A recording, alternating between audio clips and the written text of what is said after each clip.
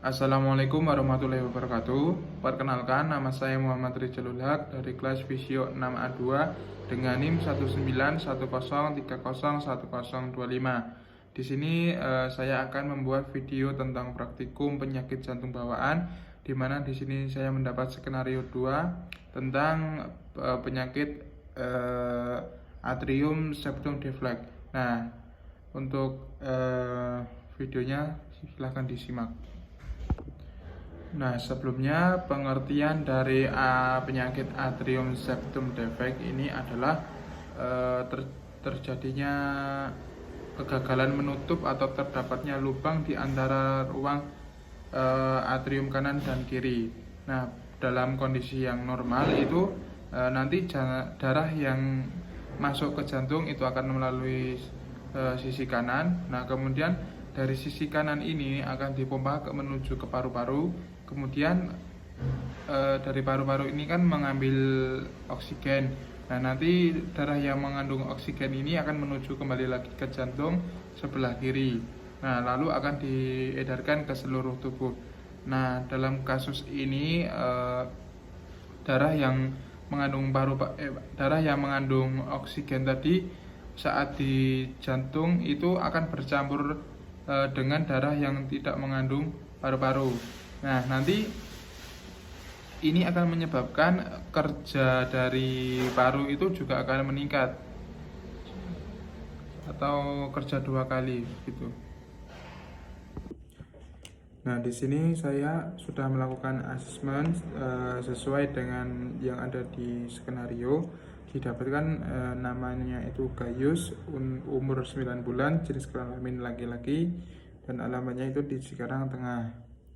Kemudian dilakukan pemeriksaan subjektif. Ya, untuk keluhan utamanya itu sesak saat beraktivitas, kemudian mudah lelah, terdapat bengkak kaki dan perut, kemudian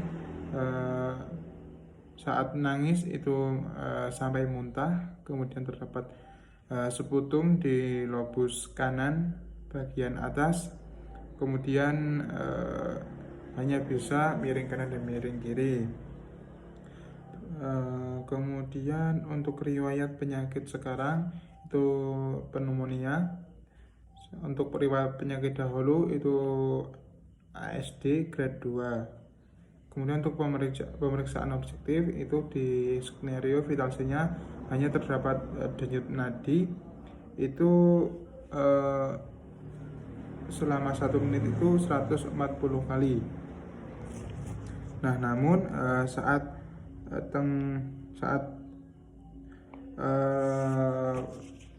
tengkurap itu pola pernapasan atau respirasi rate-nya itu sebanyak 25-32 kali. Kemudian untuk IPPA-nya, inspeksinya itu yang statis terpasang NGT pada hidung, kemudian bayi terlihat lemas, kemudian matanya sayu dan mudah berkeringat. Untuk inspeksi dinamisnya, pola nafasnya itu cepat dan terengah-engah. Kemudian untuk palpasinya itu denyut jantung itu cepat, sama terdapat spasme otot pernapasan. Untuk perkusi itu tidak dilakukan, dan untuk auskultasinya terdapat bunyi rongki pada lobus kanan pada sisi atas. Nah, untuk intervensinya yang pertama itu yaitu ada sesak nafas. Nah, untuk sesak nafas itu seharusnya itu intervensinya bisa diberikan breathing control. Nah, namun karena pasiennya masih umur 9 bulan dan belum bisa diberikan instruksi, maka kita bisa menggunakan nebulizer. Karena di kasus kali ini kan tadi terdapat penumpukan seputum. Nah, untuk memperlancar saluran pernapasannya kita bisa menggunakan nebulizer. Nah, di mana nebulizer ini nanti diberikan obat kemudian dicampur dengan NaCl supaya tidak terdapat penumpukan endapan sisa-sisa obat yang tidak dapat diserap oleh tubuh. Nah, nanti untuk dosisnya sendiri itu nanti sehabisnya uap obat tadi yang Nah, kemudian kita bisa nebulizer ditaruh sini. Apabila pasien menangis itu sambil didudukkan di pangku, kemudian di nebulizer ditaruh di hidung sini dan dipegangin supaya uapnya tadi itu masuk ke dalam saluran pernafasannya. Nah, kemudian untuk mengurangi bengkak yang terdapat di kaki dan perut, kita bisa memberikan pumping pasif. Caranya kita naik turunkan kakinya seperti ini secara bergantian. Ini dilakukan 3-7 kali dan 3 kali repetisi. Nah, ini bertujuan untuk memperlancar aliran darah yang terdapat pada kakinya ini, karena kalau kakinya membiru itu oksigennya itu kurang, jadi membiru. Kita berikan pumping supaya aliran darahnya itu menjadi lancar kembali.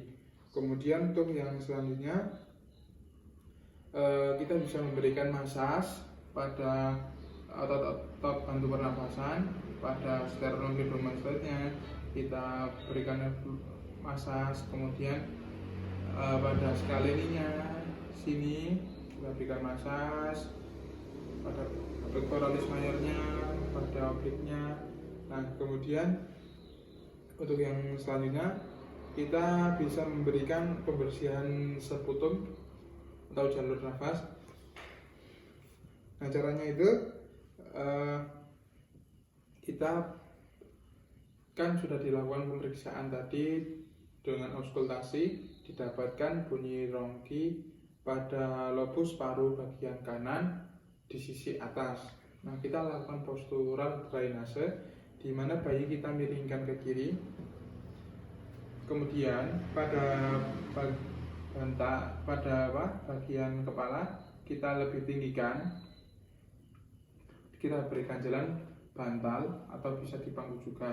Nah, kemudian kita clapping atau tepuk secara pelan-pelan di bagian yang terdapat seputumnya dengan cara seperti ini, seperti mangkok.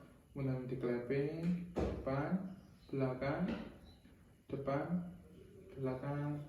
Nah, kemudian jika sudah dilakukan clapping, kita bisa melakukan vibrasi. Nah, caranya digetar-getarkan seperti ini, digetarkan di depan dan di belakang. Nah, kemudian jika sudah, seharusnya kalau kita melakukan postural drainase ini nanti diakhiri dengan batuk efektif. Nah, dikarenakan pasiennya belum bisa kita instruksikan, maka kita pancing untuk bayinya itu melakukan batuk. Nah, namun di pangku, posisinya di pangku. Kemudian di bagian tenggorokan sini kita halus-halus atau dikelitikin.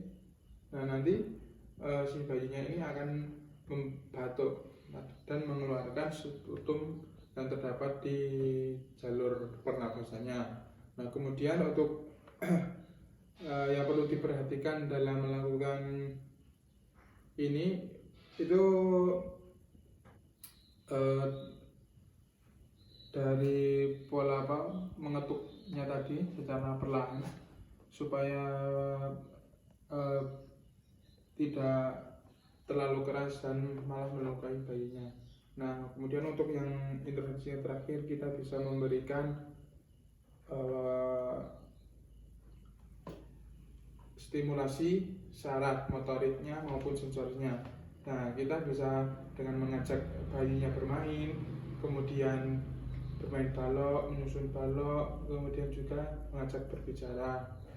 Nah, perlu diperhatikan saat melakukan beberapa intervensi tadi, kondisi pasien ini kan tadi mudah menangis, dan saat menangis ini bisa sampai muntah. Nah, kita sebagai fisioterapis kita harus pintar-pintar mungkin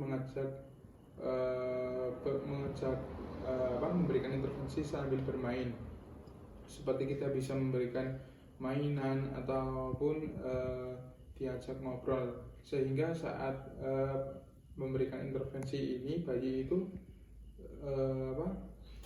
terbawa suasananya oleh kita sehingga tidak rewel dan dapat dilakukan intervensi dengan maksimal seperti itu.